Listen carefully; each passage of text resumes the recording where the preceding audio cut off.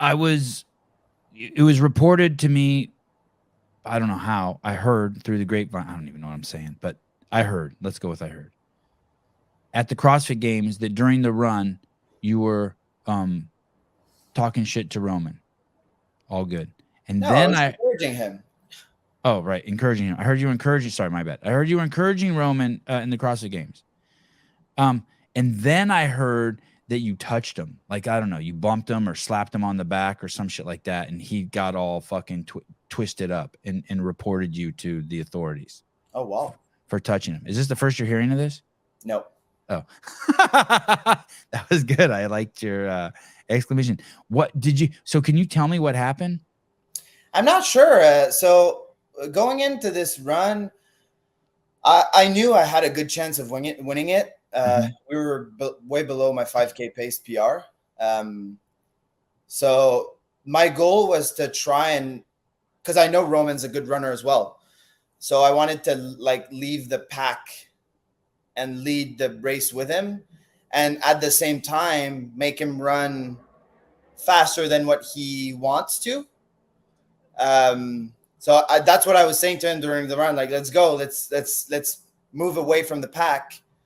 But I wouldn't touch anyone. Like that's, we saw that at the games in the past, athlete that made moves that way. And it's not good. This is not supposed to happen in our sport. I know that at some point I was on the inside line and I was pretty tight. It was a pretty tight squeeze and I was hitting the little CrossFit markers. So did it happen then? I don't know, but touching him, no. Hey, so I'm guessing he reported it and then they came and talked to you. They said, "Hey, just so you know." But no one came to me. No one came to you. No. Oh, that's awesome. Oh, that makes me happy to hear. I was curious. I was like, okay, let me see. And I watched the full run and I was like, where? I don't understand. And the camera's on us for the full run. Yeah. So you never tapped him on the back or anything like, "Hey, good job," or nothing. Nothing. I think the only time when after the first lap, when you come in, I think that's the only time because you kind of like waves to the crowd and I know he's close to you, but maybe. But I waved to the crowd after the first lap. I was so excited for this run. Yeah.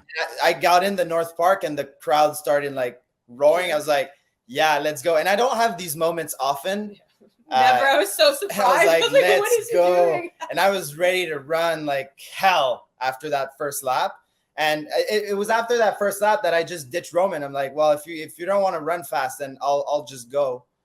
I mean, he didn't fall far behind. So in this clip right here, can you play this clip? We can hear you. This is, I think, you saying something to Roman. Let's see. I can't hear anything. No, I can't hear anything. That's probably the start of the second lap, and I saw him fall behind. I'm like, are you slowing down? Are you dying? What's happening? And I was trying to figure out who was beside me. So I knew Lazar was there, and I think I could hear on the mics like that Pat was there, but I couldn't see him. And I didn't know who the tall guy was. It took me like 2 laps to figure out it was Hust. So I was just trying to figure out like who was there, trying to figure out like where they were on the leaderboard, who I was battling with for points, how many I had between me and Roman. So all these things were going through my mind and like trying to calculate, because I was at that point, this is Saturday morning. And this is where I had to start like gaining points, because I think I was coming into Saturday in 2nd or 3rd place. And Roman had 100 points on everyone.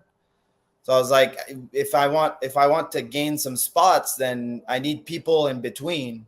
So I was just trying to figure out like who was where. So the whole thing surprises you. By the way, I interviewed probably 11 athletes, and 11 out of 11 said that absolutely talking to someone while you're running is absolutely okay. They 100% were like, yeah, good on Adler if he was saying shit to him. Even Rich agreed, like, hey. But the weird part was that they kept saying, we kept hearing that you touched him, and I was like, it didn't even make sense. Like, what were you going to do that to him? I mean, obviously it didn't make sense. There would be or like at the start, and I looked at the start, and it so looked at the really start, fair. No. We've seen. I was we've there seen at the worse. start, and we were on the far left, and right after the line that we started on, there was a CrossFit post. Yeah. With a big base, like a big CrossFit base, and then they pushed Roman through they squeezed us. They were like, line up here, line up here, line up here. And then it was legit like 6 feet in front of the line. And if we would have started squeezed through the fence, he would have been stuck behind everyone. So both of us, we were like, no, like we're not starting here. We'll move. And I was fine because it was only in front of him. And I could have just said nothing and say like, well, you're going to get stuck and I'm jetting and you're gone. But I was pushing the guys beside, and I think I had Chandler Smith right beside me. And I was like, Chandler, squeeze back to leave him space. And I said to Roman, like, I'm going to leave you space. I'm not going to push you and trip you in the thing. And I said to Chandler, I'm like, I got to leave some space on that side. So don't like knock me off. Like, don't elbow me in the. So you were actually being courteous to him. You wanted Roman to be up there. Well, it was really unfair. Like he would have been blocked, and I think the women would have passed like by him. So no, it wasn't fair. But I mean, we left plenty of space. We had plenty of space to start, and he sprinted the first few meters, I think, probably to be safe and go around. But I did leave him space, plenty of space to not trip over the thing. I don't know why they would put that there. Like, just move everything out of the way. But we flipped the whole script on this story. It went from you're picking on the poor little Russian guy to you left room for the giant Russian. What? People can think whatever they want. I really don't care about it. Like I ran a fair race, and my plan was to bait him and going fast and trying to make him fatigued. And it didn't really work actually. And that's why on second lap, I was like, fuck this, like I'm going. But yeah, I could have done that race way faster. What about on the row? Were you chirping him on the row? There was also stories that you were chirping him on the row. Oh yeah, I made him miss. I made him go to the row before he hit the box. That was me. Fine.